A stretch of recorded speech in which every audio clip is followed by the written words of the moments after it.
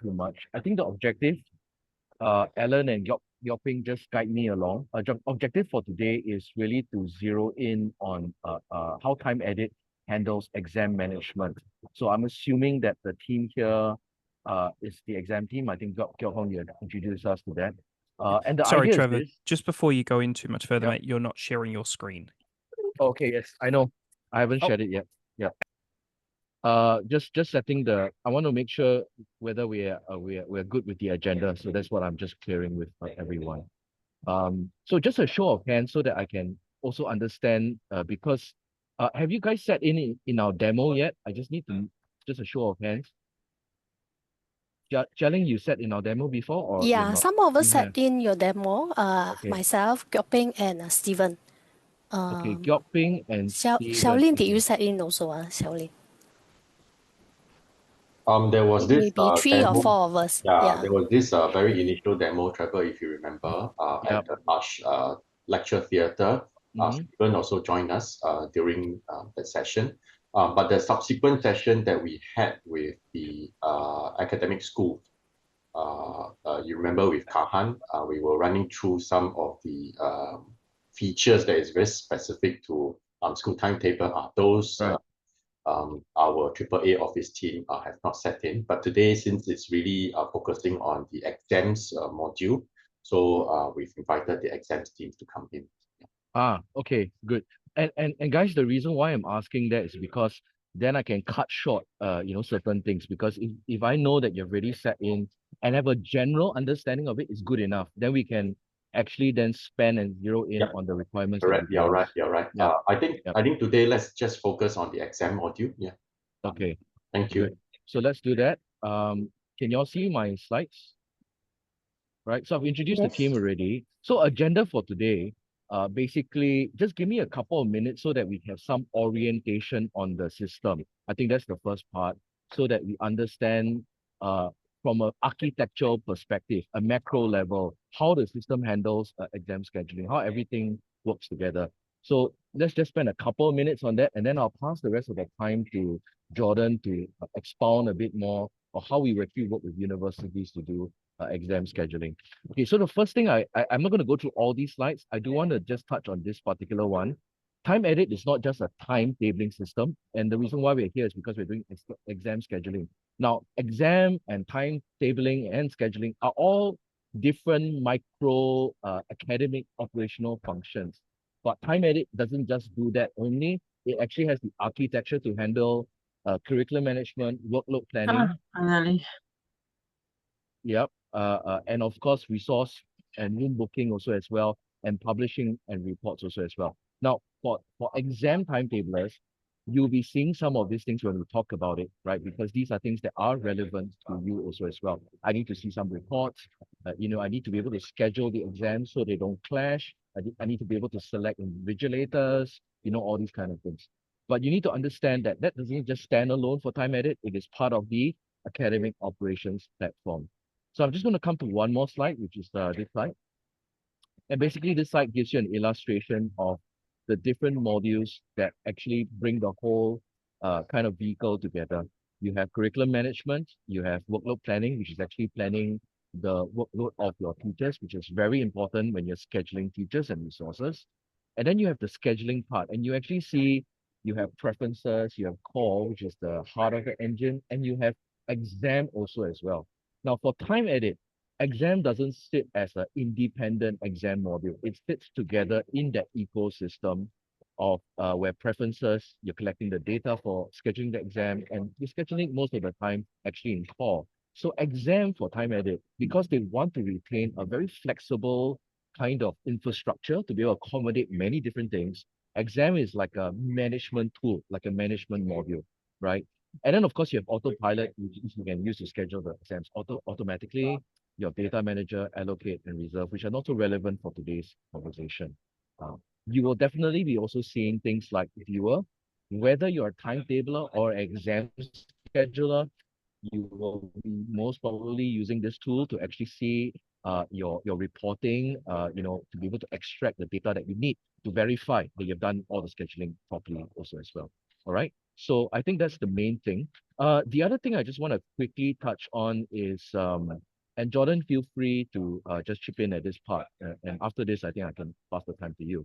So when we talk about exam, we don't talk about functionality first. We talk about the workflow. When we say workflow, we actually mean how do you collect the data for your scheduling?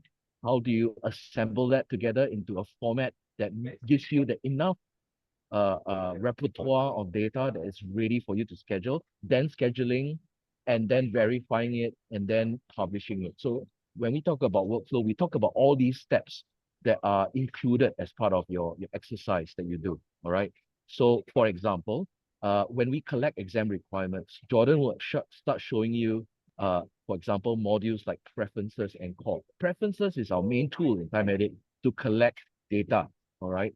And if you just imagine this, instead of getting all your data from your teachers or your exam coordinators, you're actually able to actually collect all this data directly into the system. That's what preferences is, because then your data is very clean. So for example, I need to schedule 20 exams or whatever, all these things that you need as a exam scheduler, all these things are collected straight from the source and then collected into the system, maintaining that data integrity. So that's the first part, collecting exam requirements. Now you see in this vertical column, there's no exam. You're not using exam module at this stage.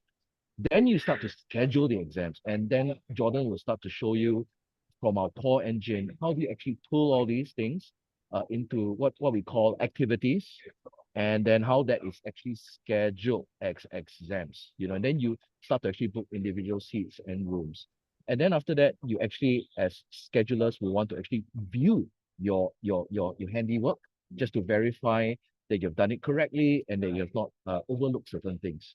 And then the third thing is, if you have such a need, is where you're actually allocating students to the exams and then to the venues also as well. So you have the allocation of students, where you can actually allocate students to written exams, and then of course enable self-allocation to exam slots also as well. And I guess, Jordan, you'll be talking a bit about that. And the last one is exam management, where you have invigilator management and special requirements. All these things can be added from the exam module. Now, from this, you actually see the workflow from collecting exam requirements to scheduling, to allocating, and then to managing it. You realize that it's not only exam module. You realize that there is a play with all the other modules that kind of like come seamlessly together. All right. So maybe Jordan, any comments on your side? If not, I'll pass the time to you. Yeah, I think it's probably a good segue into getting started, Trevor. So thank you very much. Really, really good background on that.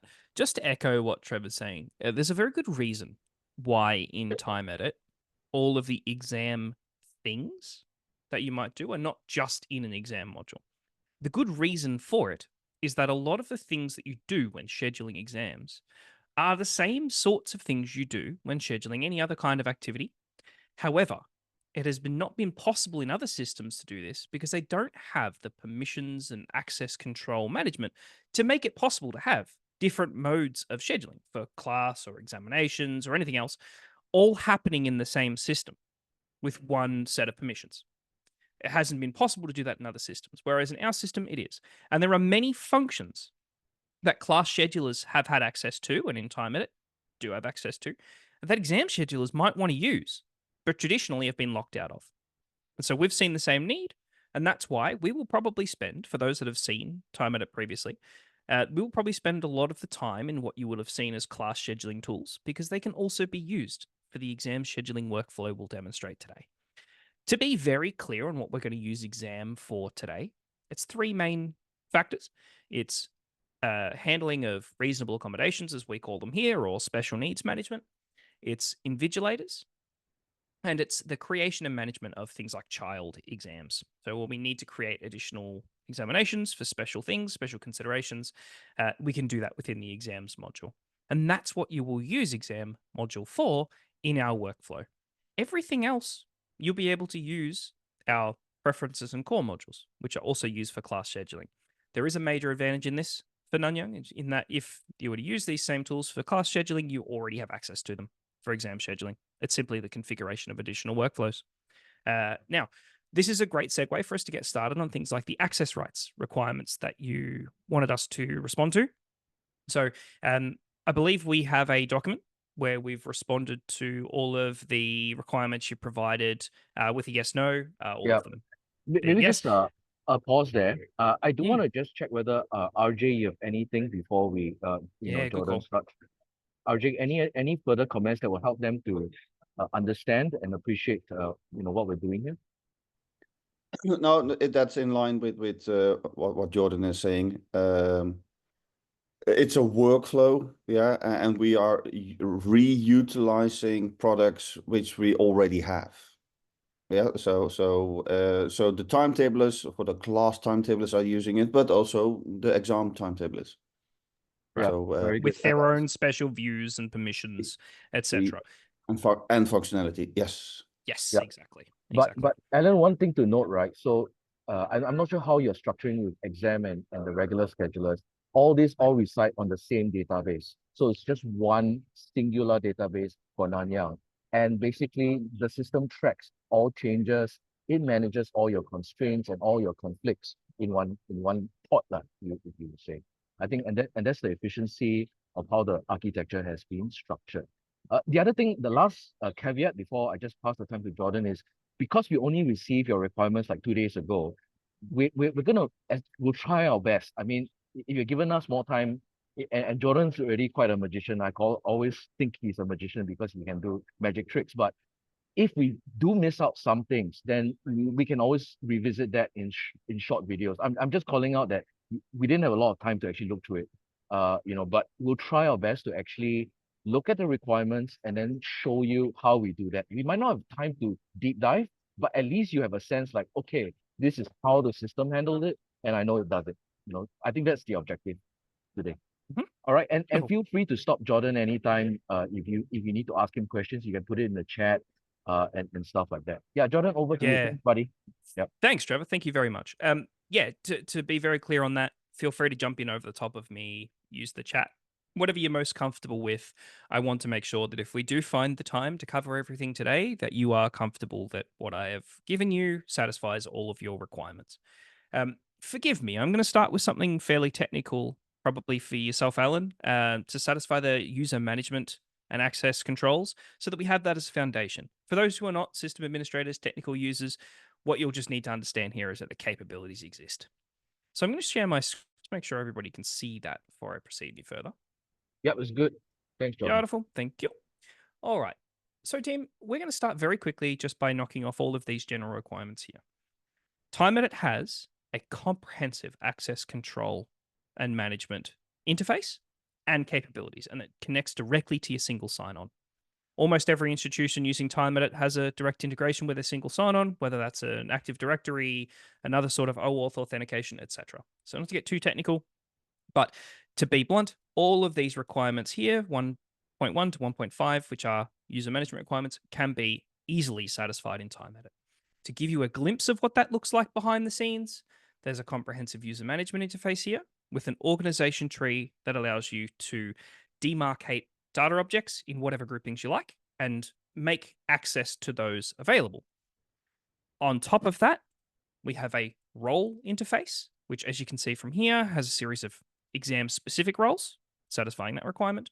These can be quite intricate, as you can see, down to varying different aspects of the data model. And within those individually, you can modify specific permissions. These are very, very intricate, as I mentioned, and the user provisioning, as I said, can be tied in with your SSO. So we heartily satisfy those requirements.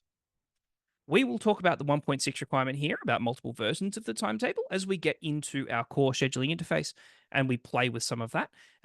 I would like to start, as Trevor had indicated, by talking about the exam workflow, showing you the exam workflow. We will start with some data collection requirements, which give us the foundation we need to then understand how TimeEdit satisfies some of the pieces here. As we indicated at the start, many of these are quite similar. So things like time slots and availability management, constraints, basically, and we do handle each of these as, again, this is the sort of requirement we also see for class scheduling with some slight changes. And we do have exam scheduling active at many institutions worldwide using these tools. So we'll get started. The first piece of that exam scheduling workflow, as Trevor indicated, is a collection of requirements. Now, this might be slightly different to what you do currently. May I first confirm, actually, when you're collecting how this needs to happen, is it similar to the class scheduling in that it's done through tools like Excel that get sent out, gather those requirements, get them back, and turn them into a schedule?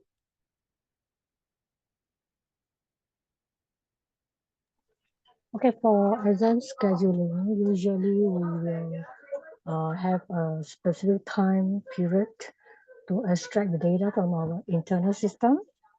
Yep. And then we'll upload the file into the scheduling system, set up the constraint, do the scheduling, check with the school rep, get feedback before we allocate venue and subsequently do the seat allocation for the students. Wonderful, So wonderful. finally, we'll be, of course, downloading the set of schedules from the scheduling system and upload back to our internal system. Wonderful. So along with satisfying the specific requirements here, I'd like to show you where there are some significant efficiencies that TimeEdit will provide you. The idea of having to download data from systems and upload schedules and download schedules and do things like out-of-system feedback gathering, so emails, those sorts of things, none of that is required in TimeEdit. That whole process is done in system, and there is no need to manually publish or download timetables. You can just simply make them instantly available to stakeholders based on permissions. I will show you all of those in today's demonstration. One thing that I would just like to clarify, though, you said at the very start, there's a place that you gather data from as your foundation for the exam timetable. Where does that data come from? Is there a collection process for that data, or is it just rolled over period to period? Okay, for ours, there's already a predefined file format. So all we need to do is to just specify the academic year and send, and then we will download 4 files, just 4 files for planning purposes. So there's no manipulation required on our end. Right. So when you download those files, will they have, for example, all of the learning units listed, all of the examinations that are required based on that? Like, is it all predefined in those planning files, or does someone have to define? Okay, they're mainly data files that consist of the student, their tutorial group, the module they are taking, and whether the paper, whether it's their concurrent paper. It's mainly data files. Right. And does your team then manually create all of the required examinations and send that out for feedback gathering? Correct. So with this data file, we upload this set into the system, but in the system, we'll then do our constraint.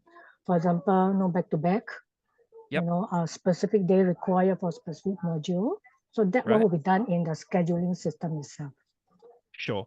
And then you create the actual examination events as well. There's no one telling you what they need first. You just create them based on what you have available and then get their feedback? Correct. So before we do the constraint, of course, we will also gather the specific requirement from each school. For example, some schools may prefer to not share venue with other schools. Sure. Very specific instruction we will collect, and then we will transfer this into the constraint for the planning. Great. And this is the piece that's most important here, where I think we have some other significant efficiencies. This is why we use our established preferences module for this. Preferences is created to streamline the process of the gathering of these sorts of instructions and requirements significantly, because it turns those instructions into immediately usable, machine-readable instructions that you can simply automatically or manually schedule in TimeEdit without having to massage that data. So when you collect those pieces of information that you then use to feed the constraint model, is that through emails? Is that through Excel? How is that part done? Various format, Excel. Right. Okay, basically the information gathering from school is free format. We don't have a specific format per se. Got it. So it's due to work with the system to see how to translate that into the system Got it. way of setup record. Yeah. Got it. Okay, so what I'm going to show you here can potentially replace that entire process with a single system. You don't have to use a single format. You could have multiple different forms configured for different schools who have different format requirements and things like that. But all of that feeds into one place, one centralized location, and there's no need to chase people or anything like that. The system has automated reminders to make that process much simpler. So that's what we're going to show Do you you here. mean that? Sorry, just to interrupt. Do you mean that actually there's a function for school to input the requirement that they want? Yes. Yes, with Oh, associated okay. You'll show us this reminders later? and tools. Yeah, I'll show it to you right now. That's the first thing we want to look at, because what this does is this then allows you to essentially build the constraint model automatically off their requirements. You can do further controls as you schedule, if you like, apply further rule sets and things, and then you can schedule it without having to take their data, put it all together into various files, and then manually build the constraint model. That's not a requirement anymore. There are significant efficiencies that we can gain by using our tools here. And so what I'll show you will do exactly that. We'll start with that tool. So what we see here is an example of preferences. Preferences is a web-based form style interface. This is an example of a form that an end user, like the individuals we were just discussing, might receive. With preferences, you can collect in a variety of different ways. Some institutions using preferences for examinations will have exam forms and class forms. Some institutions might try and do it all in one form. So they might collect the class and exam requirements in a single form. And these forms can then have different contents. So what we see here as an example is a form that's being sent out to collect requirements for this specific. In my system, it's a module. This could be per learning unit or per any other unit that you desire. Within the form, there can be a structure that is imposed. And within the structure, multiple things can happen. Firstly, and most importantly for that efficiency piece, our system is equipped with a comprehensive REST API. We can bring in data from upstream systems and populate it throughout our TimeEdit platform. Because everything sits on one database, tools like our preferences tool can therefore display data we pull from external systems within forms, which individuals see. We can make that data accessible or read-only.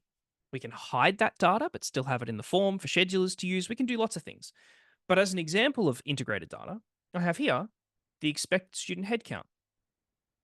So how many students are enrolled in this specific learning unit, for example? And this comes from an upstream system brought in via integration. This would usually be read-only in the real world. This is one example of something we might bring through. The system can have as many of these different things as you like, and the actual content of the form is also fully configurable. Here I've got a number of different examples just to illustrate what could be done for, again, this being usually a class-based example here. So all these sorts of things. All of these functions are available to you as exam schedulers as well. You just choose how you'd like to leverage them. I will be very clear on this. The way that these forms work, it is totally configurable by yourselves and your teams. You are able to configure this. You do not need our help to do this. You are able to do this from within the system.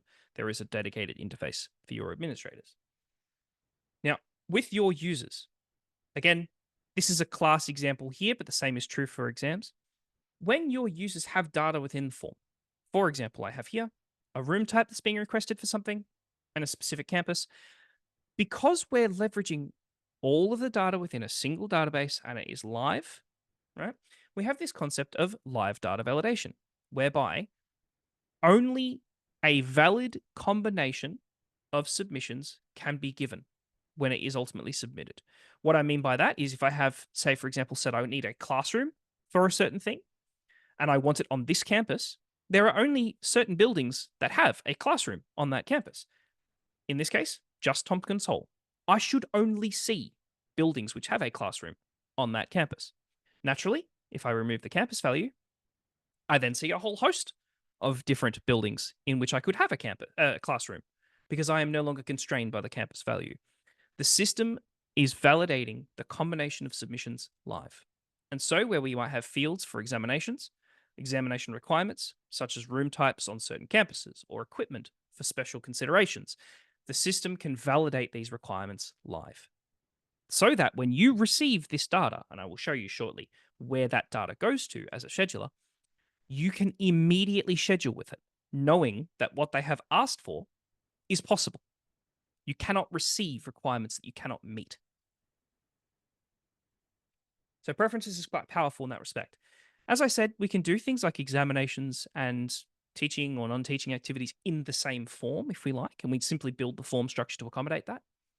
Alternatively, to show you a different type of form, this is particularly useful if you might have a school who has the jurisdiction to ask for specific slots, things like medical exams, that sort of thing. Here I have a form with a calendar-based view where they can map out preferred times and dates and things, and then provide additional information. Now, this one is read-only because I actually used this to submit data that we will use in our demonstration later, but you can see here things like exam types, start and end times that have been predefined as time slots. I've selected from available time slots. I've also provided additional information, which will eventually show on the student schedule. Because, again, being on one platform, I can have people provide things like a note to students, which will then show up in their viewer interface at the end of the scheduling process without me having to retype that or replicate that. It can simply show up because we have a flexible data model. We can see other pieces here, like exam titles or comments to invigilators and so on, or comments for timetablers as some of the basis for this form that I have incorporated. Before I show you very briefly some of the configuration options available to you and how you actually build and send these out very briefly, do I have any questions on the process of collecting this data here?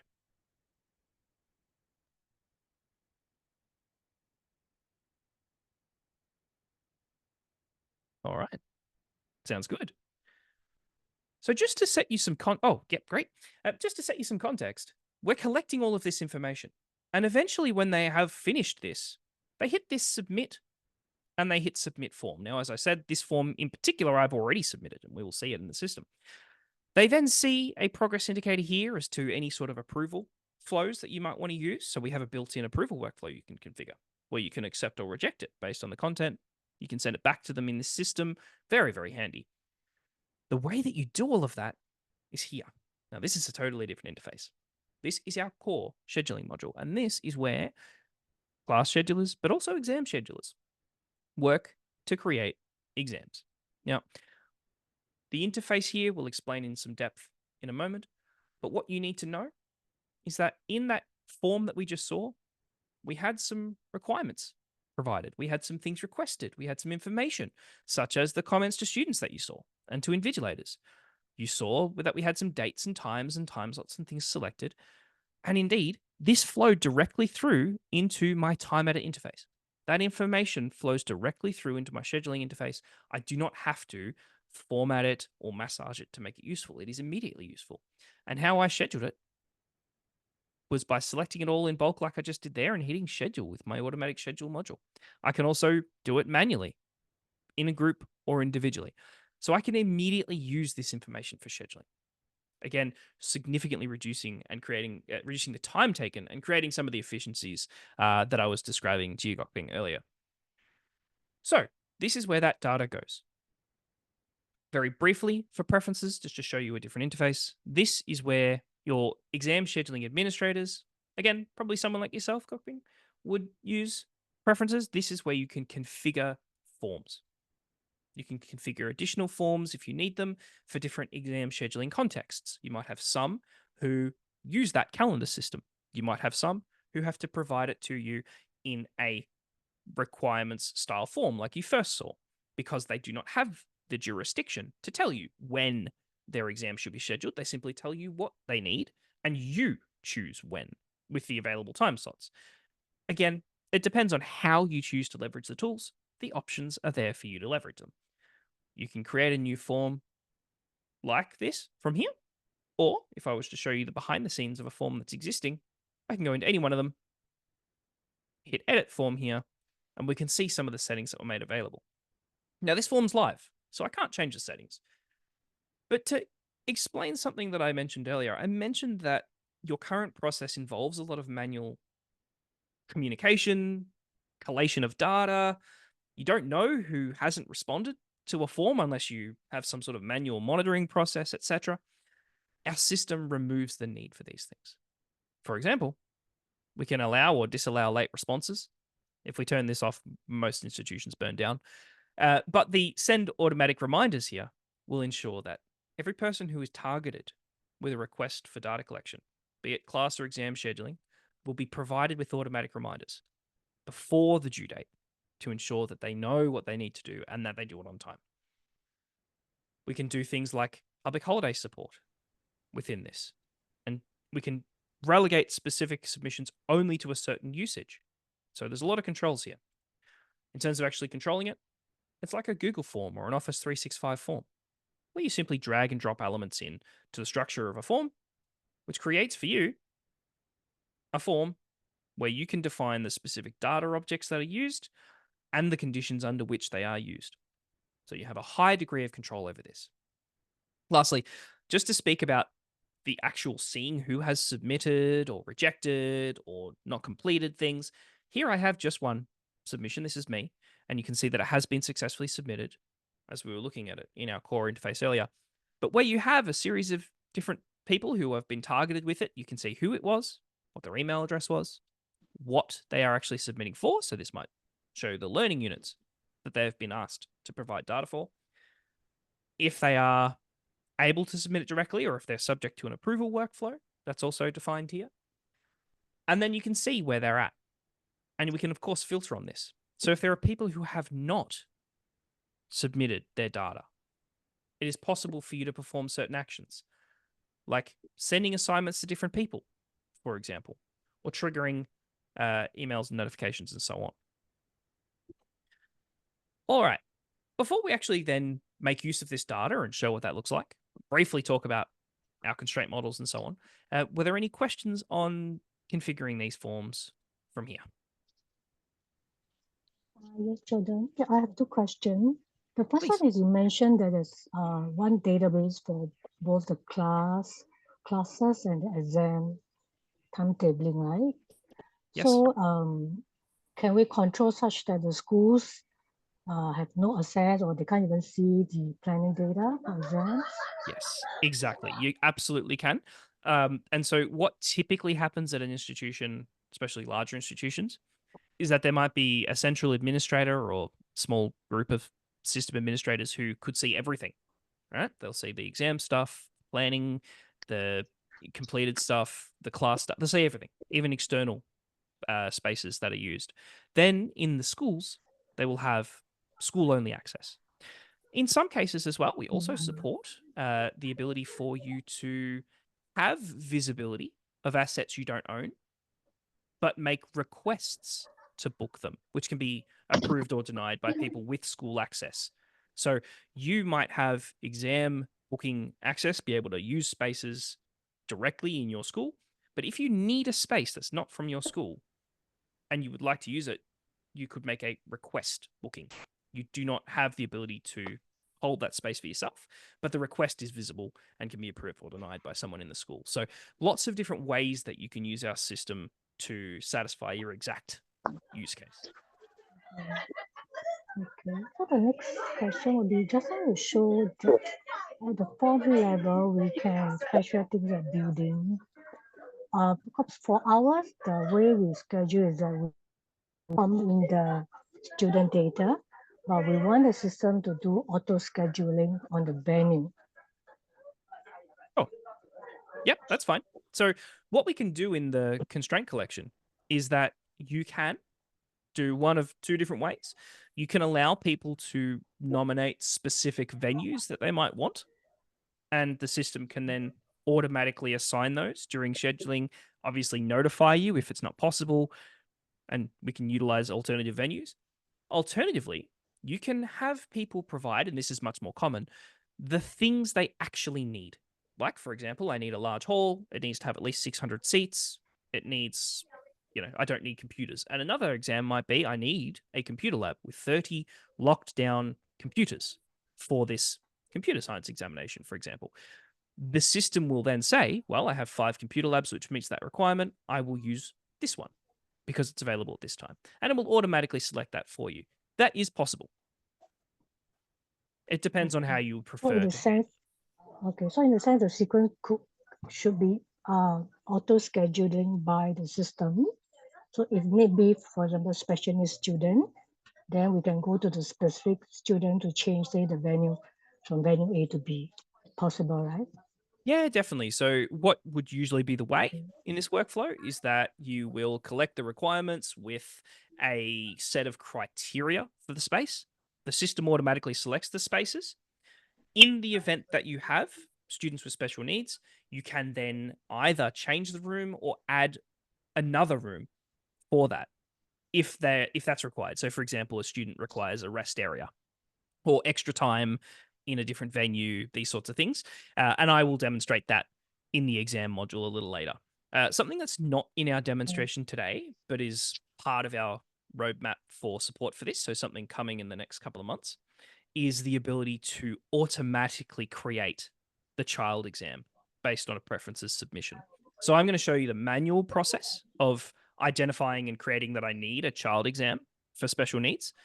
But this is something that will be automated by the time that you would utilize the system if you chose to go with us.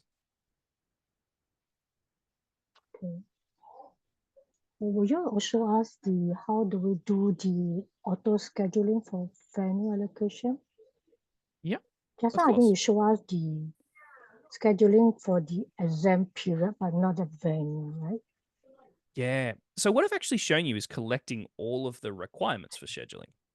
And what the system then does is the system says, right, based on your requirements and based on the available resources, for example, the rooms, based on the rules you've set around the time slots and so on, it can then automatically schedule this. And so I'll show you the process of automatically scheduling this now. Okay. So this interface is core, and this is where the automatic scheduling happens. Now, what we saw up here is some examples of exams that I had already previously automatically scheduled. I'll leave those there because we'll use those for our exam management stuff later with seating and whatnot.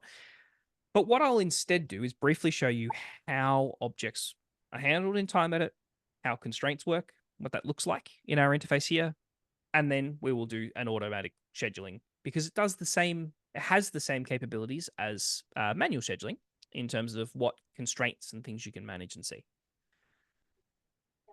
So what we see here, this interface, this is, again, core. And in core, you can see any constraints for any of the objects you're using to schedule live in this interface at all times. Now, the reason it's open and white right now is because I have nothing selected that has a constraint, right? So I'm going to change to a mode here and I'm going to start putting some things in this list.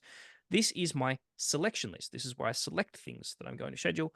The system does the same thing with automatically scheduling, right? And it will overlay constraints for me.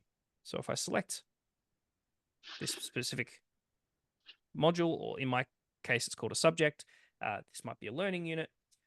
Here I can automatically see immediately lots of different things in my schedule. And if I start selecting some additional pieces here, let's say I'm going to make it an examination.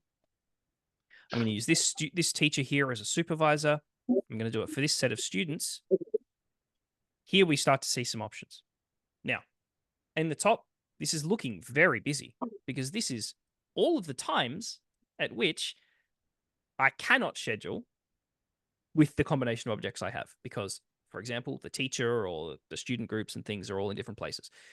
The system will show me, based on what I'm looking at here, the nature of these different constraints. And our automatic scheduling system automatically considers all of these and places it in a place where it is available. Now, looking at what we have here, we have a really open mode and we've got lots of colors and things happening. It's intentionally very busy. If I change to a staff member who's not quite so busy, we can see some things happen straight away. So for example, it's telling me, well, you'll need a room. It can automatically select one for us, or it will suggest some to us. Now, it is suggesting us some rooms some quite large rooms, actually. The smallest room is 111. There is a reason that the smallest room is 111. And the reason is our data model in our system is very flexible, and we can incorporate things like the number of students in any grouping. So here I have what would be an LU group. And in this LU group, I have 110 students. All right. And so therefore, the system is showing me only rooms large enough to handle that for this examination that I'm going to be scheduling. If I select a room like this, I can see the white spaces here tell me where I could schedule it. So for example, I've got Monday the 19th here. I could schedule it like that. And we have examination scheduled. Now, this is the single schedule, one examination that I've just scheduled. If I wanted to schedule something on a recurring basis, so things like serial exams, or if I wanted to have a block booking, I can use this calendar, which is a multi-week period. And as we see now, it's across all of these different weeks. Any sort of changes are also really easy. I can simply right click and I have a whole group of different options. So for example, changing the rooms on it, or even deleting that reservation group straight off. Now, I just scheduled something into a white space. So you've got an idea of the process of it looking for us a spot and placing one for you. But if the system couldn't find a spot, here would be why. So for example, I have 2 p.m. on this day, something happening. And it's where these students are also scheduled. Now, if I was to try and create an examination over that time slot, it stops me from doing that. And it tells me that that student group is already booked at that time. That is a hard clash that I have told my system, based on the preferences data that I've brought in, based on my constraint model. It's a hard clash. I cannot have those students in 2 places at one time. Not possible. And so if I still try and schedule over the top of that, it stops me. So something to note with TimeEdit, whether it's class, exam scheduling, anything scheduling, you cannot create a clash accidentally in TimeEdit. The only time you can create a clash for something is if it's a soft constraint. So in my world, I've said to my system that I don't want 2 events for the same learning unit happening at the same time unless it's a special case. Hence why I have here a see-through box. Because I've got here selected Business Admin 053. And here there's something else happening for Business Admin 053 on the Tuesday mornings. So it's a see-through box indicating it's a soft constraint. As in the manual scheduling context, it will always show that to me, but I can still schedule over the top of it if needed, like that. Now, in the automatic scheduling world, it works a little differently. The system can take these soft constraints into account, and it will try to avoid these, but we'll use them as a last-ditch space. Now, that all of the different constraint mechanisms I've just shown you here, our automatic scheduling system can leverage all of the same tools and more. And this is one of the key reasons why we have created an exam scheduling workflow, which leverages the same tools as the class scheduling, but with different modes, because we want you to have access to the same level of power in the constraint models and other things. Now, just briefly, there's another level of constraints here, which we should talk about, which are very important for exam scheduling. If I get rid of everything that I've selected, therefore not seeing any potential clashes because I've got nothing I'm scheduling yet, this box here, this is a certain scheduling mode that I was using. And if I click it, you see that as a user, I have access to a whole series of other different modes. Most users won't have access to this many. And most exam or school users, as correctly identified by your question, Gokping, earlier, would have access to a specific mode where they can only see certain things or act in certain ways. If I click exam scheduling here, the list of things that I can interact with are different. I'm not creating any sort of class, for example. I must be picking from a type of exam because I'm scheduling exams. Likewise, in this mode here, my calendar looks totally different. If you were paying really close attention when I was clicking and dragging earlier, I could create something on like 15-minute intervals, whereas in this mode, it's a 1-hour interval, maximum of 3 hours, 2 time slots a day. So quite close to, and this brings us now back to your requirements, quite close to what you detailed in your requirements. So in TimeEdit, this is a fundamental rule that sits underneath everything. And this is really closely tied to the permission sets that I was talking about earlier. Can get quite technical. If you'd like us to do a further deep dive on the how we configure that, it's probably best in a follow-up recording. But what you need to know from the end of that process is that it gives us access to these modes and allows you to restrict your exam scheduling to things like only certain time slots. It also allows us to do things like set rules around how many per day. That can be part of your constraint model, which goes into this mode and applies invisibly to everyone. And also to the auto scheduling, because the auto scheduling can be tied to these modes. That's quite complex in terms of an explanation of the constraint model, but I think it's quite important before we start playing with auto scheduling and then getting into the exam and tweaking that a little bit. But what you need to know is you have access to all of these tools as an exam scheduler. We provide comprehensive training on this, and as the data comes in, you can immediately make use of it with a very high degree of control. I'd like to just briefly speak to some of these requirements here, but before I do that, do I have any questions on what kind of constraints you can leverage and these sorts of things? I will probably answer them as we go through here, if not, though.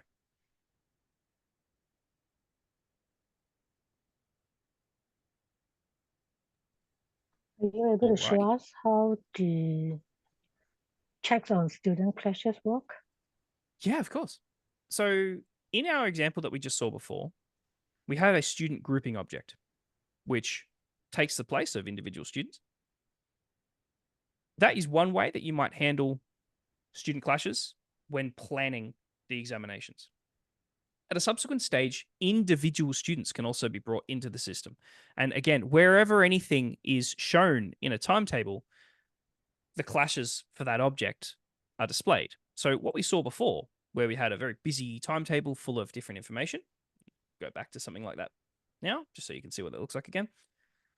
Here, I'm seeing, for example, a student clash based on what I've picked. I have this group of students, and here I have another event for this group of students. If I try to schedule on top of it, it stops me because of a student clash. Now, the reason, or the way that individual students can be controlled here, we have a special concept in TimeEdit called membership. What that means is that where we have a group like this that might have 110 students within it, I don't have it here, it's for demonstration purposes, but where I have an integration with a student system, the individual students can be brought in and put into these groups. Now, that can happen automatically, that can happen manually, depending on how your process should be and the nature of your integration.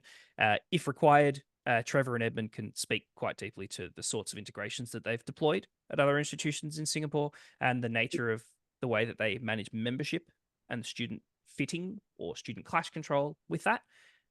But the key that you need to know is we have a feature here called membership, which allows you to then have individual students represented both in the clash control model, and it looks like this, or in, or rather not or, and in personalized timetables at the other end. Because whenever something is scheduled here, whether it be an examination, a class, whatever, it is immediately visible in our viewer interface, where students can see their timetable for classes, for examinations, and so on. Any further questions on that one?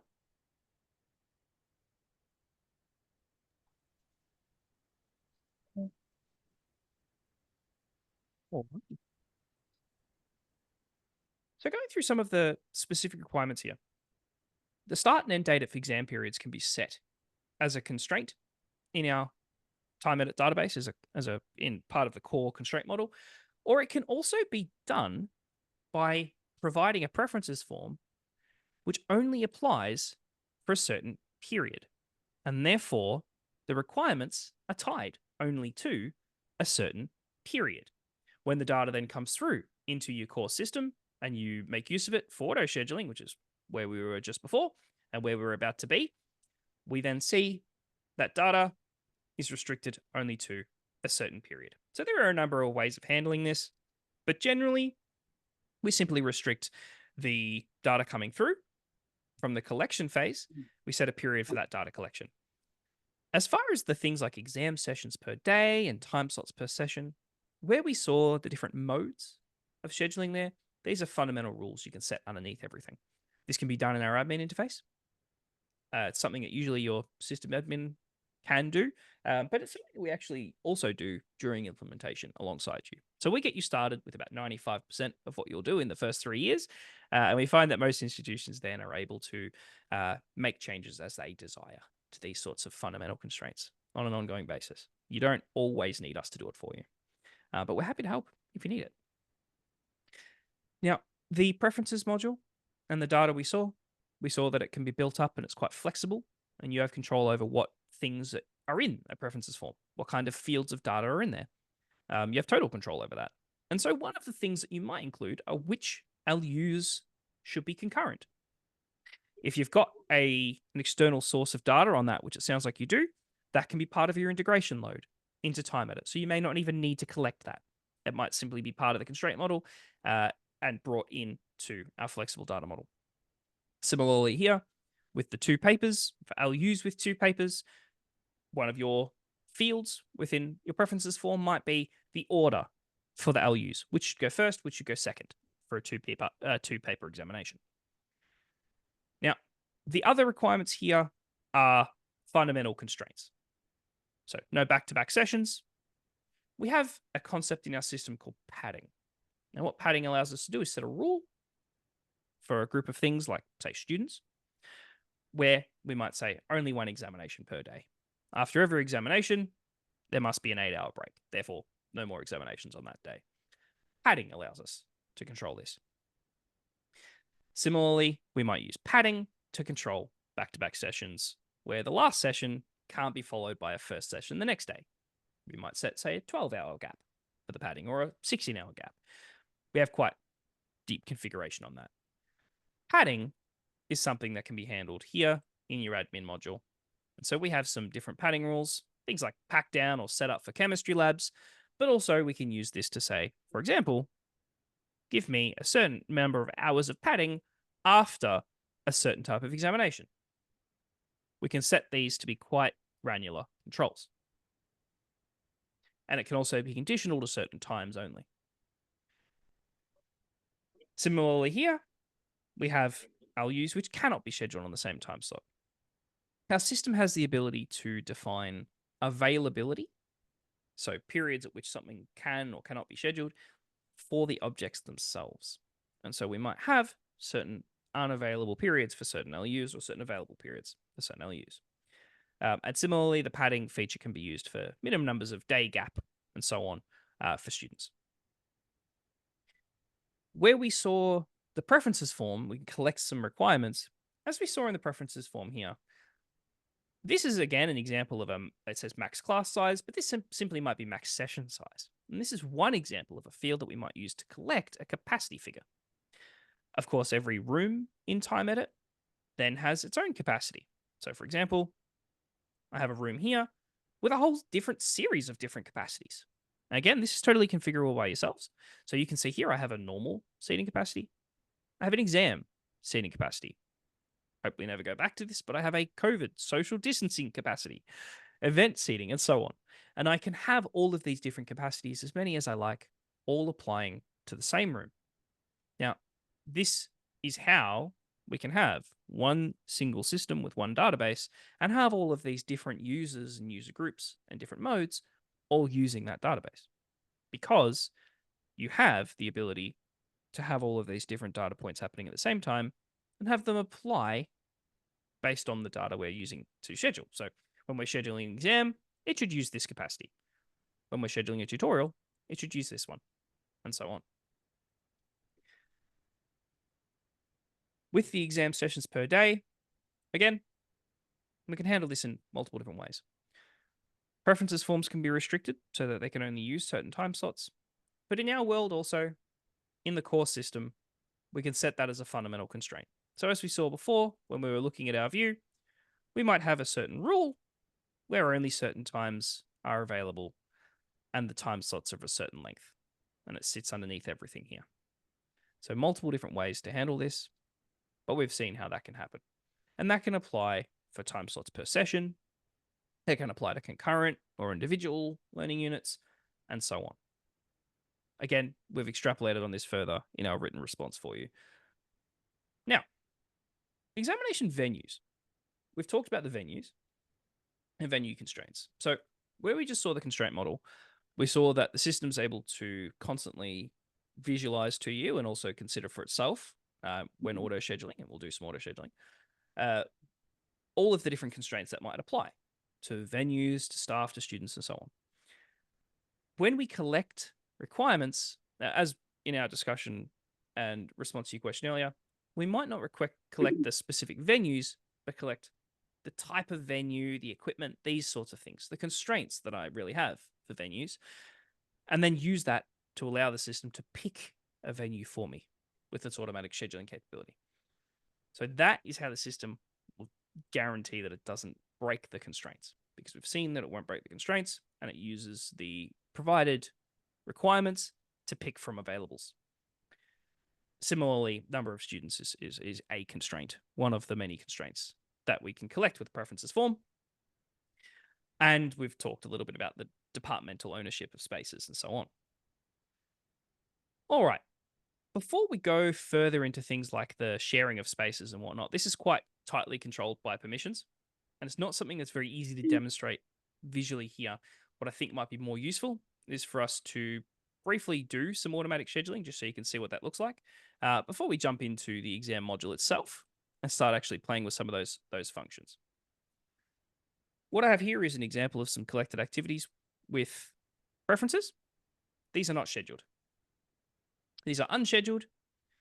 They have specific date ranges that apply to them. And here is an example of the room requirements that we might capture. A similar thing might be true for your examination, where we have a specific type of room I need and a specific space. I might have certain equipment and so on, and certain times or weeks in which it should fall, and so on. I might also have preferred weekdays and times that I can treat as a soft constraint. So as I explained earlier, one that could be broken if needed, but try and meet it. Or I might not have any of those different actions. And here I also then have LU groups, which have been applied to these. We can do this via integration. This can be done manually. It can be done with our in-system tools. There are a number of different options for this. Again, messages that might go through to students, and this might be or to staff members or to schedulers. And this is a message for a scheduler, for example. But you have flexibility on what you might have come through from preferences. Now, to actually schedule, we can use our filters to break these into different groups if we want to schedule things in a certain order. So, for example, in your requirement here, allocating to certain venues in a certain order can be done using the filter function that I have here. And I have a number of different filters, with the filters available only limited to what information you actually have in the submissions. So technically infinite. The only limit is what information's in your submissions. In my case, I've already filtered that I'm going to schedule this individual learning unit and everything within it. And so I can click the bulk button here and hit schedule. I'm then greeted with one last screen here, which is the ability for me to give it a name. Every job can have a name. And then I have this here, constraint profile. So the wonderful thing about our automatic scheduling is that we can apply different constraints per job if we want to. So I'll pick this one here and hit schedule. While this does its job, and it won't take very long at all, I'll show you within the constraint profile that the data that I've collected doesn't have to change. But I can say that if, for example, I was given a date range, treat it as a hard constraint, or treat it as a constraint that we would like it to meet if it can, but it can be broken in an emergency. And here is the weight that I want you to give that soft constraint, or ignore that constraint completely. And the same is true of all of the other different constraints that are listed here. So if someone gives me a preferred day or a preferred time, if things have to happen in a certain order, so certain examinations have to happen in a certain order, I can treat that as a soft or a hard constraint or ignore it job by job. And I can also have a concept of deviation constraints, where it can break the rules within a certain instruction that I give it. Each of these profiles can be saved and reused and applied on a job-by-job basis, and every job, like the one we just did, has individual insights, where I then get really comprehensive visibility If I can't do something, and so in my job, I have some activities I know will fail, and I know why they will fail, so I can show you this. It will show me which soft constraints were broken, which hard constraints were broken. It will give me success and percentage metrics. And I can, of course, look at the individual activities within that and see which ones were successful, which ones failed, and so on. And I can look at my schedule to see individually why. So the auto scheduling is quite comprehensive. The key is that the input data required must be sufficient to do the auto scheduling, hence why we have our preferences module that lets you collect as rich data as you like and lets you immediately make use of it.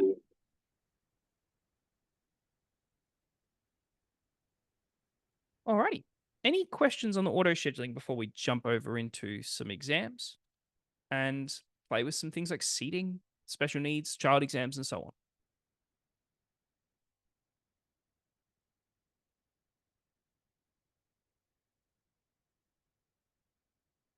Alrighty. No So as a quick comments from the recap, team. Just want to make sure that we have everyone on board. Any questions? Just put the pause here. happy to take questions in chat too if that's what you prefer. I might just quickly summarize before we move on. That's what we've seen. Let's do that. Yeah. So our examination workflow is as follows. We've seen collection of the requirements for exam scheduling via our preferences tool. When the data is collected, it flows directly into your core interface to be scheduled as an exam scheduler. Our system supports comprehensive permissions management so that exam schedulers or people submitting data or anyone can only see and manage the data they should see and manage. And that includes special constraints and special restrictions, including things like time slots and so on, that can then be made accessible to certain people based on their user and user group. And that can all be tied into SSO. So very, very comprehensive constraint model and possibilities there. We can then auto schedule all the data we collect, and it's immediately useful. So there are significant efficiencies available then. Something I haven't yet shown you just briefly is that any of these submissions, as I said, things get scheduled in Viewer immediately, but I can also send a review link. So one of the things that was mentioned in our conversation earlier was that there needs to be feedback gathered on this from individuals. Well, again, we can do that here. We can send a review link out via email from our system automatically. It sends to the email of the submitter, which in my case is me. And they can click a link from the email to go directly to that schedule, to see the schedule live. We're going to test it. Yep, cool. The schedule live. And if they have permissions to do so,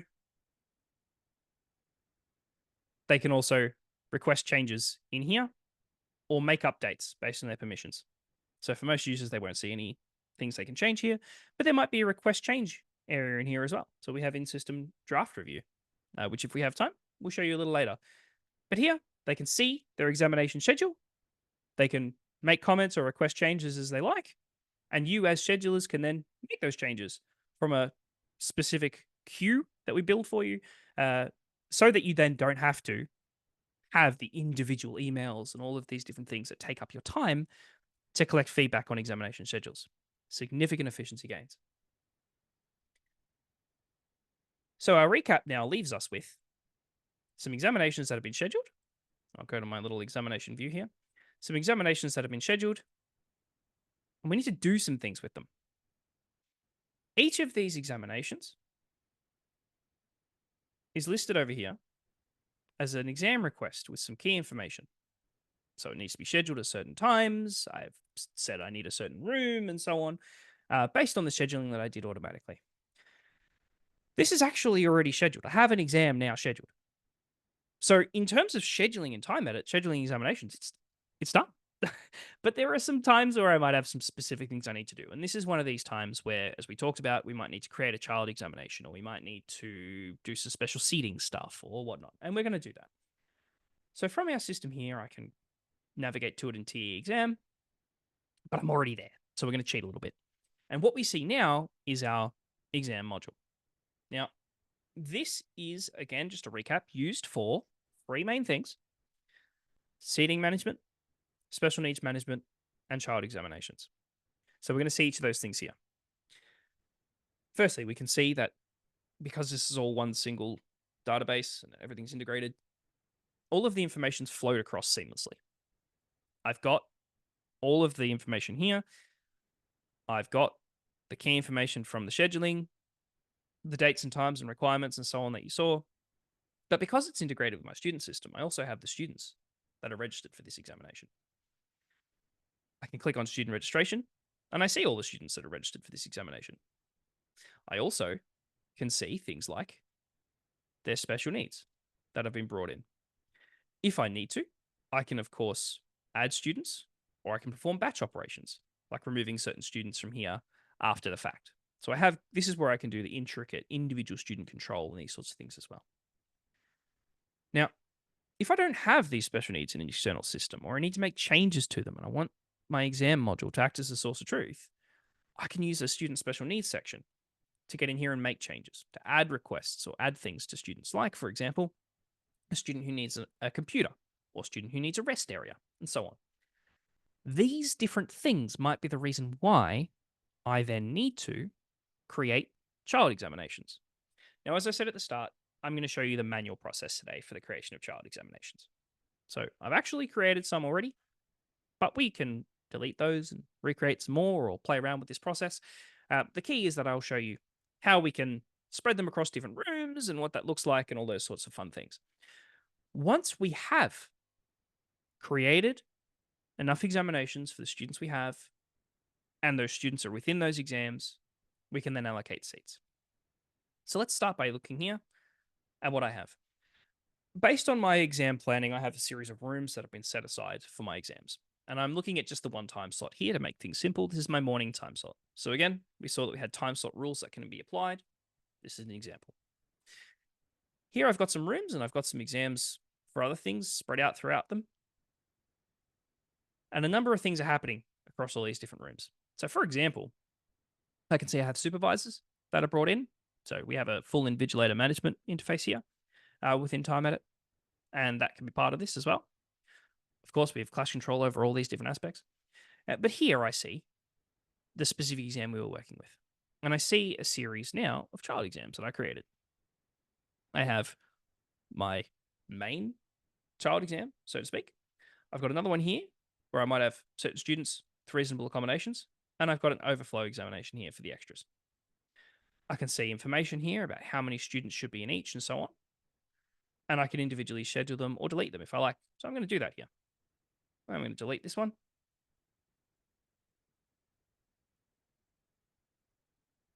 Right.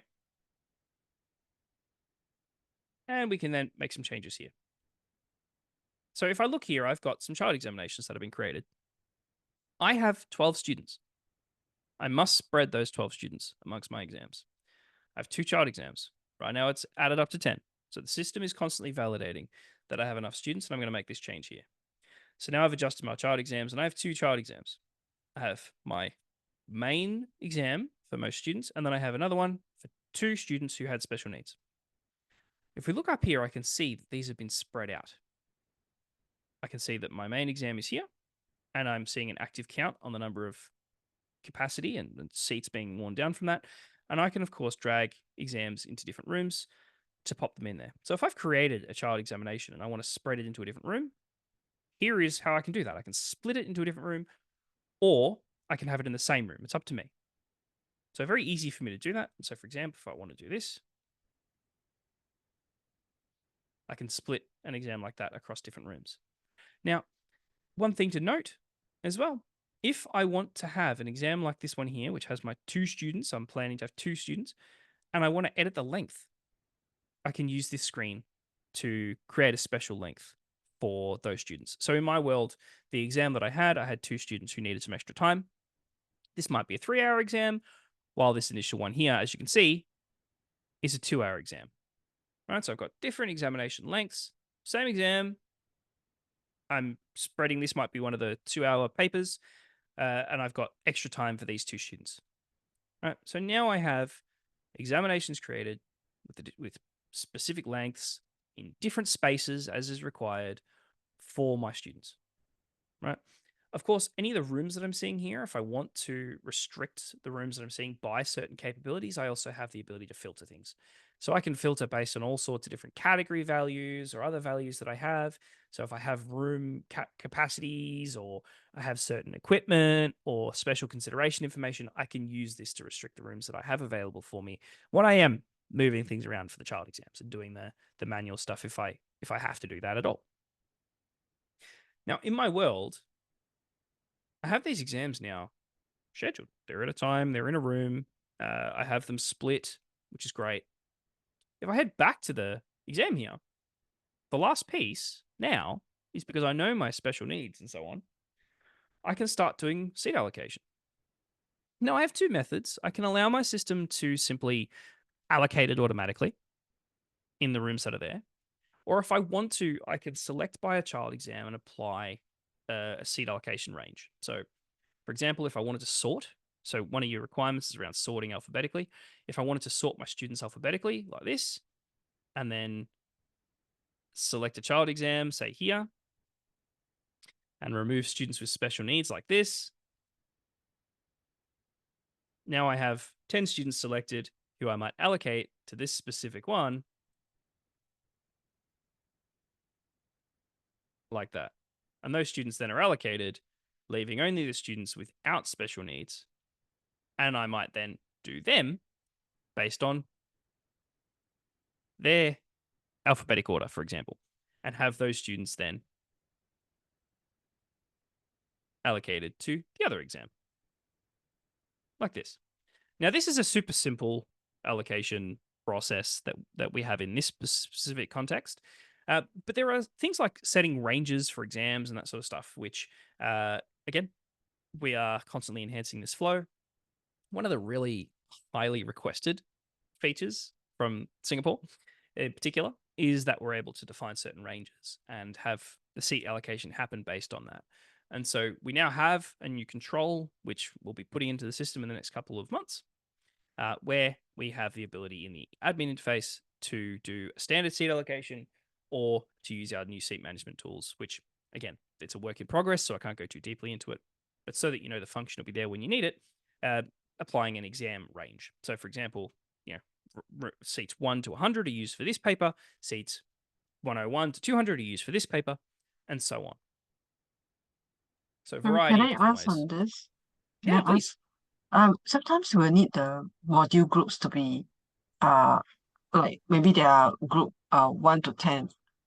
Then they are called 1 to 10, for example. So you want them to be like group 1 first, then group 2. So it's like sorting order of the module groups. Sometimes they could be called A to Z.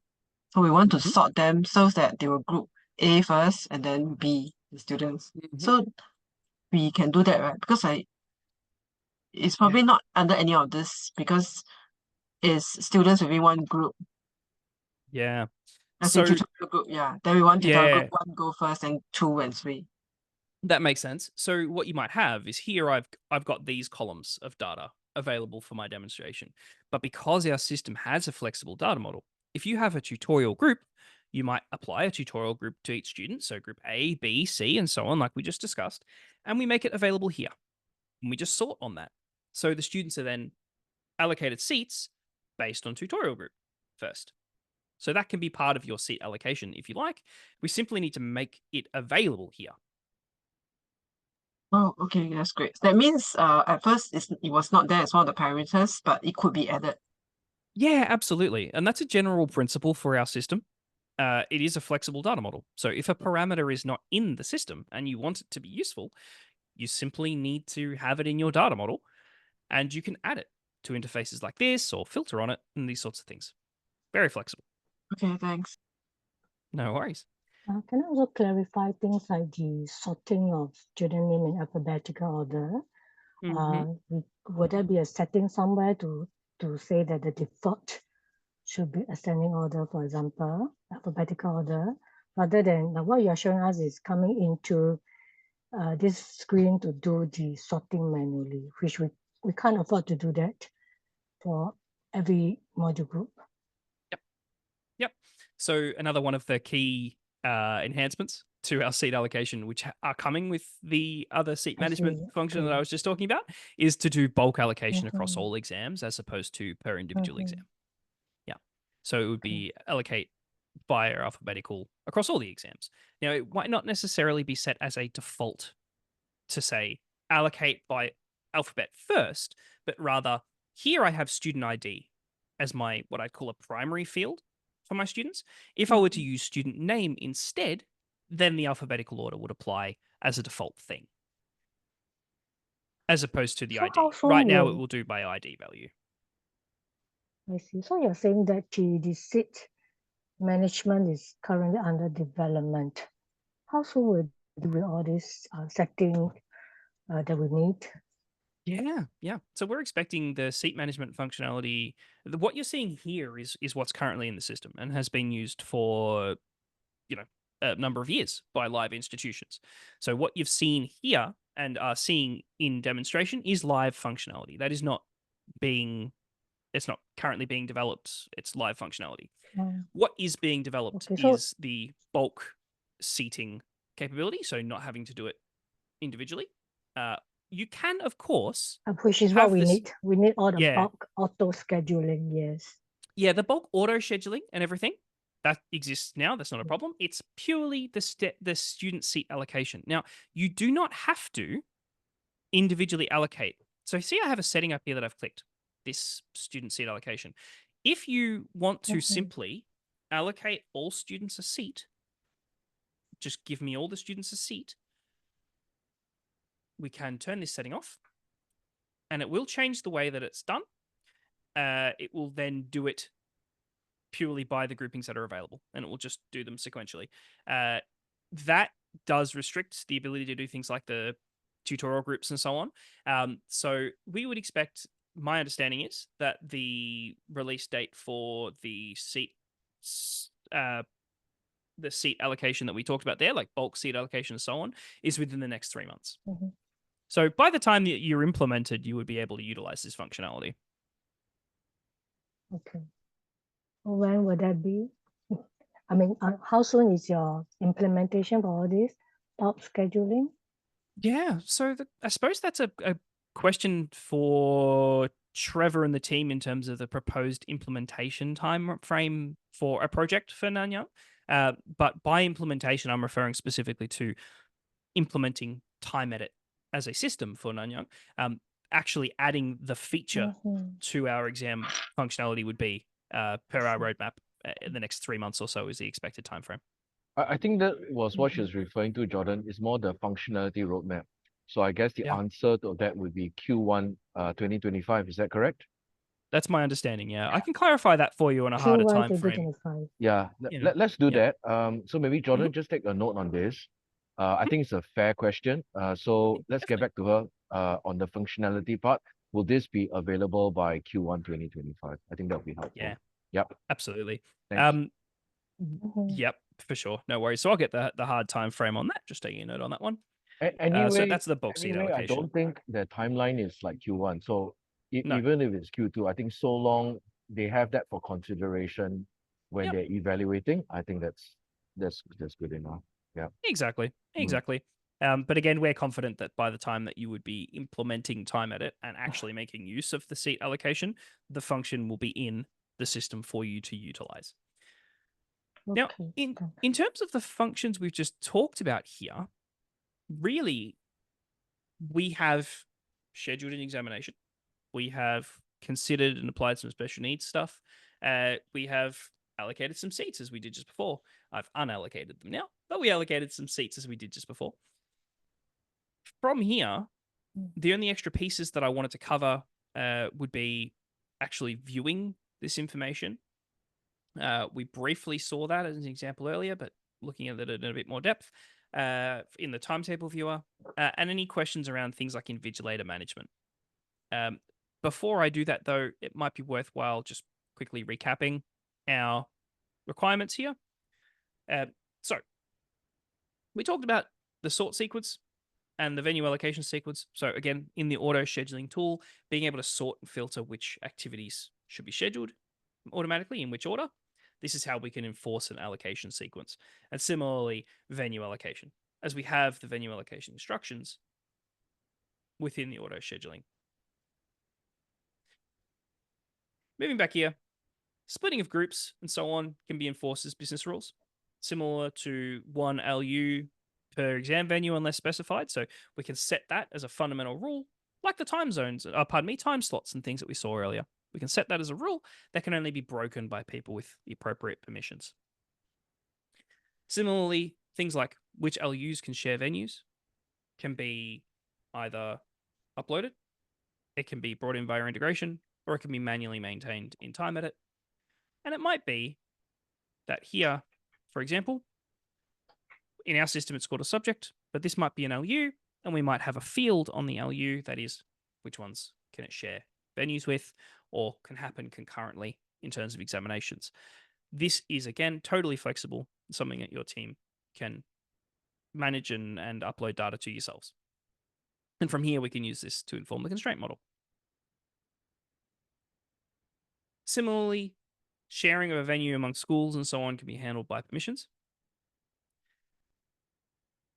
And we can also enforce things like the 1 paper in the same venue with 2 papers by using some of the padding and time rules that we've talked about. Availability of the exam venues. So in TimeEdit, any venues can have availability set to them as a venue, which is really quite cool. We have this idea here of availability relations. So in TimeEdit, we can create an availability period. So here, for example, I have a semester 1 period, a daytime period, where all of a semester 1 of a certain year between these hours is set as an availability. So you could schedule this thing in these times. And then I can apply that in bulk to a variety of different things. In my system, I applied it to the learning units. In your world, you might have opening hours for rooms. And so it's quite common with TimeEdit institutions that they might have an opening hours that they set once in the system for a certain room for, say, the exam period. They set it the opening hours once, and then they apply it to a group of rooms who have that opening hours based on, for example, the campus or other different factors. You can go as granular as the individual rooms. You only have to define that availability once, and then the system will use that as a constraint for scheduling at all times, and it will show it in the interface. So, for example, if I have a certain period that I'm scheduling for, if I open this calendar right up, and I'm scheduling something in that period, I will only see availability for these periods. So, for example, I can't schedule outside these periods because of the availability that's been set. It's quite invisible unless you need it to be shown as a constraint. Similarly, as I showed, you cannot create a clash accidentally in TimeEdit. It will stop you every time you try and create a clash. So the idea of constraint violations to be reported, there is only 2 times where that might ever happen.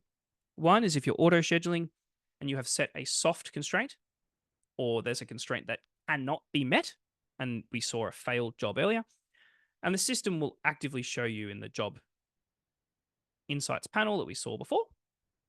When a job has been completed, it'll show you which constraints are broken, success percentages, and so on. It will show you this. And of course, if something can't be met as a hard constraint, so for example, I can't find the room type that you've asked for that specific activity, so that's exam, we simply cannot schedule it based on all the things that are happening, it will not schedule it. It will mark it as failed and allow you to individually get in there and either manually schedule it or schedule it with a different set of constraints so that it can be met. So allowing you to identify this stuff straight off the bat. This is not a clash yet. This is not creating a clash and making it visible to you. In the event that there are ever individual clashes that you want to create, users with high levels of permissions can, for example, if I select a room here, I can manually do the allow double reservation, as you see it here. Or I might have access to a rule set that allows me to do this. In this case, I could intentionally create a clash. Temporarily is usually the way that it's done. And we have a conflict list, which you can see here. Conflict list is one of our options in the interface that gathers all of the intentionally created clashes for you to go back and resolve later if you need to. This is useful if you have a high importance exam or something that you need to place in a certain time, certain room. You must have this configuration, and then you work everything else out afterwards. So that's useful for you to gather any of those. Again, you cannot accidentally create a clash. You must intentionally do this on an individual basis, and you must have the permissions. Our system, as I mentioned, has a comprehensive REST API. So update of venue allocation to the in-house sims is possible through that mechanism. You can also export information from here. Or, as we saw, we have our live timetable viewer. This was an example of the draft review process, but it's the same interface if you wanted to show it to staff or students, that they can see their examinations, in this case, classes or anything else, in a single interface, in a single timetable. They can see all of the things that are happening for them at Nanyang. So we have a variety of different ways that can be handled. Sorry, for this timetable, would it be personalized and means the student will only see theirs? How would it I'm be sorry, I presented didn't to quite the catch student? the last part. Was that customized the way that it shows to the student? That means the student will, I suppose, will only see their timetable for the exam. Yeah, absolutely. So to give you an idea, this is another. This is viewer. This is just another interface of it. If I have a student page here, for example, the different pages here can be restricted based on my user access. So a student might automatically be taken here where they see their personal student dashboard, right? And when they click my schedule, they see only their personal schedule. And this can include examinations, classes, and everything in a single schedule. Now, this is a pretty boring schedule. This student's quite boring, but I'll change to this student. We see a much busier schedule. Now, this can be, as I said, everything together, or it could be just examination schedule and have a separate class schedule as you like. It's to your preference, and you can configure also quite deeply how the student sees it. So whether they see it graphically like this with specific colors for specific activities, or whether they see it as a, for example, every week, they see a weekly view like this, or they might see a text view, for example, like this, or any number of other different things, including the contents and so on that are included in the graphical or text interfaces. This is all configurable by your team. They can also use this subscribe feature. So what's quite popular with institutions using TimeEdit is that they make their student schedules available through Viewer and tell students to go here and use subscribe. And they can, of course, view their TimeEdit Viewer page at any time to see the live interface. Any changes made are instant here. But they can then also subscribe and get it in their personal calendar. So if they live their life through their iPhone or their Android phone or whatever, and they have their personal calendar, they can see their TimeEdit exams, classes, everything in their personal calendar too. And when changes happen in TimeEdit, they update in their personal calendar too. So View is very powerful. While obviously there's the requirement there for consumption and updating that into your in-house sims, we do also note that a lot of institutions choose to use Viewer for the student-facing stuff for a variety of reasons, or a combination of the both. Did you have any more questions on the student side of that one there? So this screen can be integrated to our student portal, right? All of the data that's shown here is just timetable data that's sorted to show just this student schedule, basically. And our TimeEdit system has a comprehensive API that you can pull the data out of and put it into your sims if you like. So if you want to link students here from the sims, you can do that. If you want to embed elements of this, you can do that. If you want to take this data and display it in your sims interface, if you prefer to do that via API, you can do that. It depends on your preferences. But given the efficiency gains and things with a ready-made student portal, most institutions choose to just link students to Viewer for consumption of their timetable.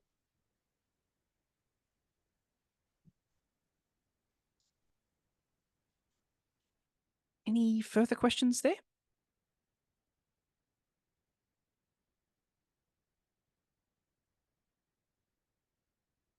Alrighty. We don't have too many more requirements listed here. We talked about sort sequences prior to seat allocation in exam, and we saw that we can sort these things, have students sorted, for example, in alphabetical order. And if we wanted to, we can add in things like LU groups prior to seat allocation and then do the allocation. So that can be done. The enhancement that I will clarify for you being when will we, and my expectation being at the end of Q1 2025, that we will be able to allocate in bulk across, for example, all of the exams based on this sorting. And of course, seat allocation being one of many factors that you can surface to your in-house sims. So what I just described around pulling information via API and so on, the same is also true of the seat allocation, not just the date and time of the exam. This brings us to a last point around exam timetable report generation. So in TimeEdit, we have a variety of different interfaces for looking at all of your timetable data. And one of the other key reasons that we made the class scheduling tools available to exam schedulers with the workflow that we've talked about here is because then you have access to all of the same reporting capabilities too. So we do have the ability within exam to do some basic reports on things like all of the different examinations you have in a certain period. I want to see all of them in certain exam specific fields of information and so on, and export those or generate a report. I can do that. That's not a worry.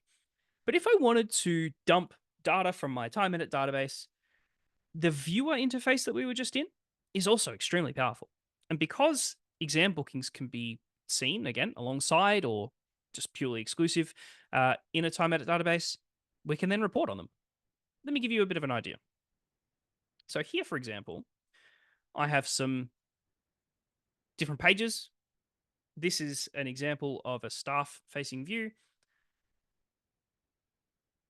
And within that view, I have everything happening for a certain program. This might be class and examinations from here. I can then also, from within this interface, at any point in time, I can download what I'm seeing in a variety of formats. So I can download it in a CSV or an Excel format for me to analyze if I like. But prior to doing that, I can filter based on different factors. So if I have examinations that I want to filter, I can filter out just the exams in a period and then download that CSV straight from here.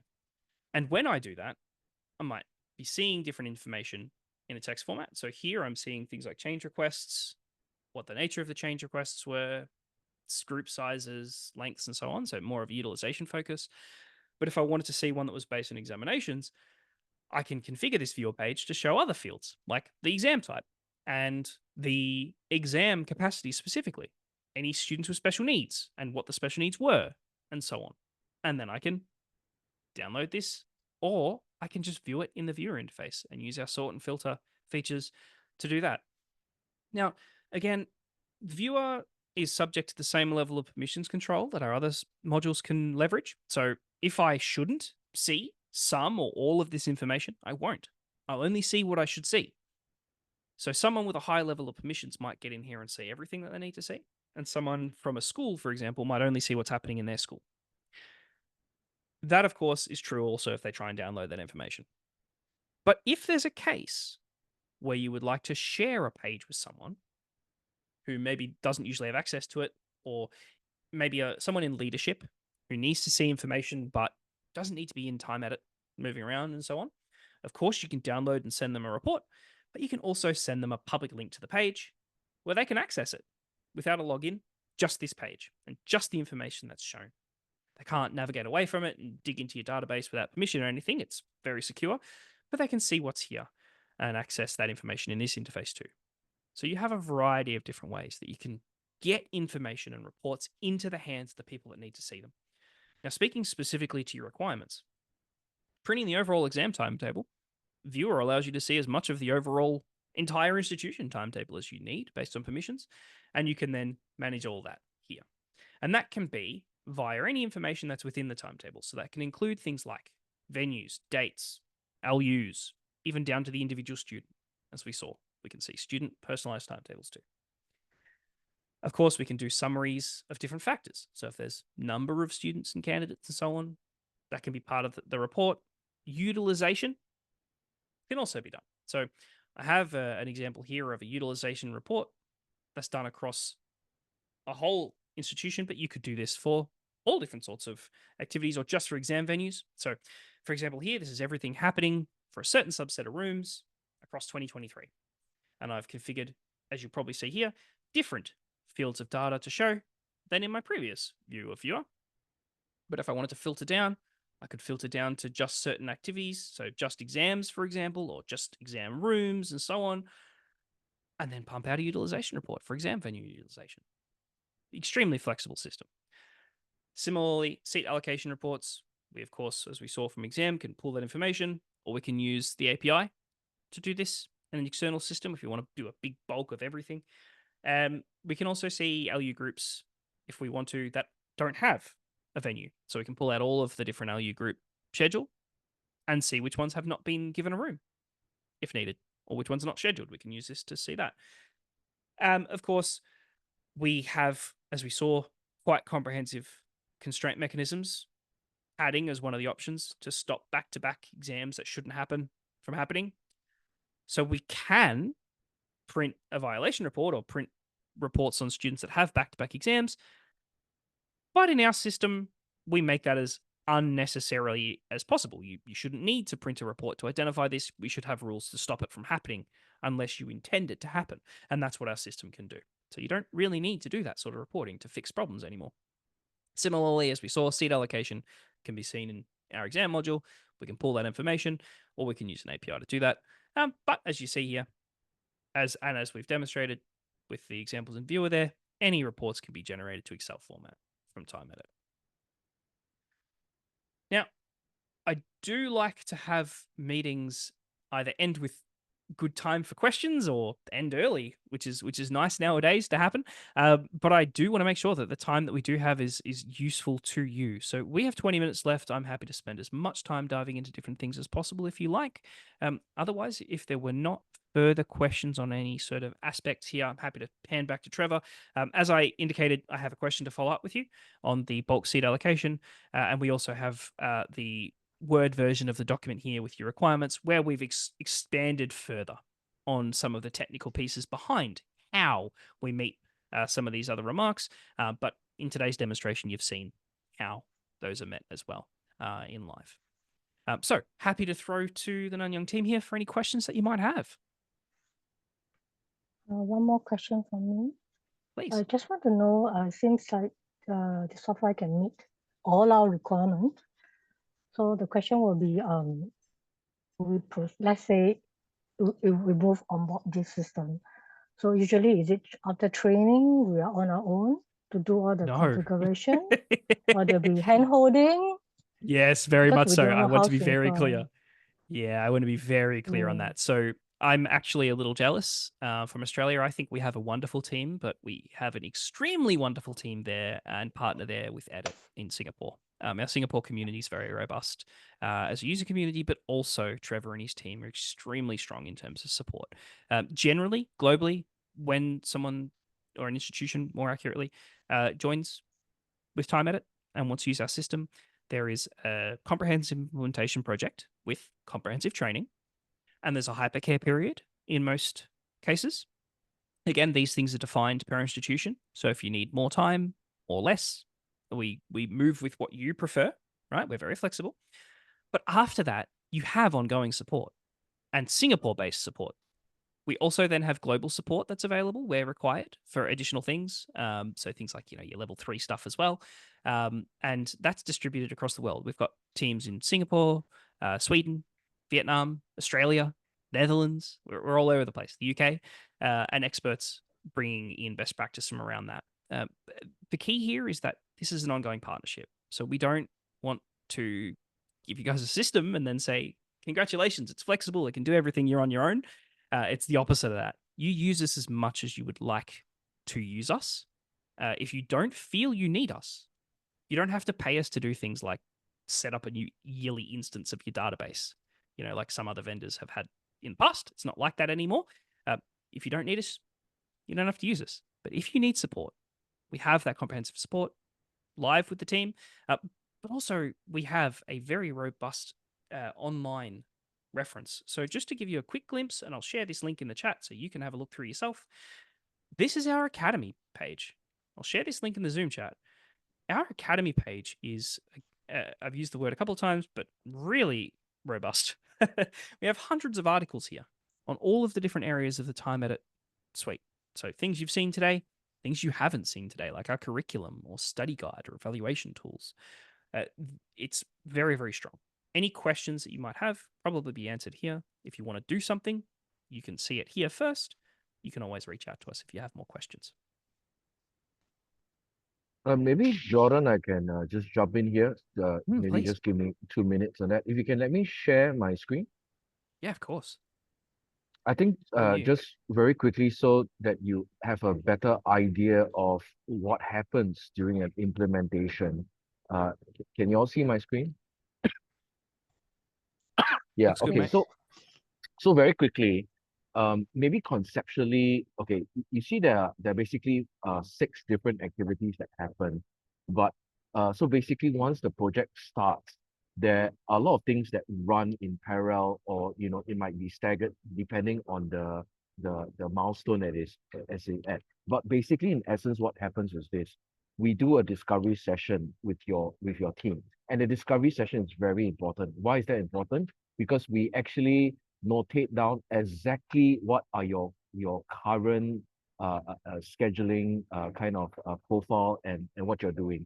The second thing we do during this session is also to map out what you would like to implement also as well. So that first part is very important, because once we do that discovery session, we'll be like, okay, we know what you want and we're going to actually implement the system for you. So then we move to that next stage where after you sign off and you're like, okay, that is exactly what we want, based on all discussions, we start to implement that system. So you actually see that first line, right? So that happens after that blue module where we start to configure it, but we don't do it without you. We do the configuration together with your team, so that when we configure, you also are able to learn how the system works also as well. So it's kind of like an agile way of development. As we reach towards the end, then normally we will have like a UAT where we say, look, we've set it up, you're very happy. Now let's test the system with data. And then we start to pump the data in. You actually start to simulate what it would be like and do a few runs of that. Once everything is good, then the system is commissioned. And we do another round of training with your team. So it's training as we set up, training at the end to make sure that everybody is aware. And during that training part, we also produce together with you the necessary documentation. You will start to actually do your knowledge management. We will start to assemble all the necessary training videos, and that is actually stored into a knowledge center. At the end of the whole thing, you definitely will be enabled to run the whole thing by yourself, as what Jordan mentioned, where you can set it up, you can set up your new semesters, you can run it, and you can do it independently. Saying that, sometimes our client doesn't do certain administrative things. So for example, one of the other polytechnics, and it's not all, right? One of the other polytechnics don't do certain admin. So they say, Edit, can you do that admin function? But that is really up to each entity. But most of the time, our clients are completely independent of us, and that's what we would like as much as possible. Hope that answers the question.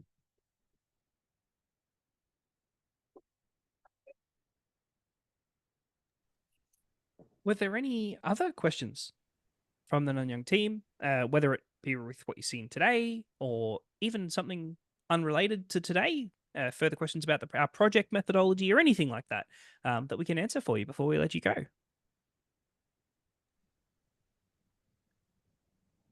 I just want to cut in here, because if Nanyang is interested in the exam module, I think first and foremost, the core, all this has to be in place as well. So this decision to implement the system will also have to tie in with your core timetabling team, because the exam itself is just a module. It will still require the base core and viewer to work. Good Yeah. point. Good point. Yeah, that's a good point. So exactly what Edmund said, it has to be properly planned out. It doesn't make sense if we do the exam first, because the data structure won't be set up properly, right? So the advice is that normally, and that's what we've done before, we need to set it up for actually the proper timetabling with all the system integrations, and then we move into exam. But we can do things in parallel. It's just that we need to plan the order of it. We don't start with exam first. We need to set up a system properly. That's a good point, I think. Thanks, man. All right. Any other questions? We're gonna send you this recording so you can always refer to it. And if you have any things further, like, okay, I didn't see some of the things that you're not handling it, I wasn't convinced, just let us know. We don't have to have another Zoom meeting. We can just give you a short video clip, like a Zoom, like a, what do you call it, a Loom link, and then you can actually see that. So we don't have to take up everyone's time to do that. But just to make sure that you are aware that we can achieve that functionality. So we can do that follow-up as well. Absolutely. And if you are the sort of person who prefers to read rather than watch, like me, I'm terrible at that. We will provide that supplementary documentation, the Word document response for you through Trevor and the team, where you can see also how we've responded there in written form, as you prefer. Thanks. Exams teams, any questions? No, going once, going twice. Yep. Okay.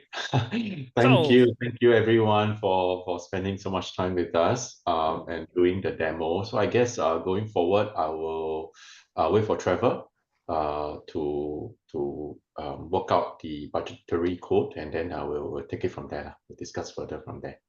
Yep, sounds Wonderful. good. And Saanuza, you help me to just consolidate the slides and then the video as well. And then help me to follow up Jordan on I think one of the points that we need to get back to them on. Very good. Yes, I will chase that information up for you ASAP and get that answer for you. But thank you everyone for your attention. I understand it was quite an intricate demonstration there. Appreciate your attention throughout and the questions. Wonderful questions. Thank you. Thank you for the very detailed demo, Jordan. Very welcome. Yeah. Thank you, TE team. Thank you. Thank you. One. Thank you, Thank you. Thank you.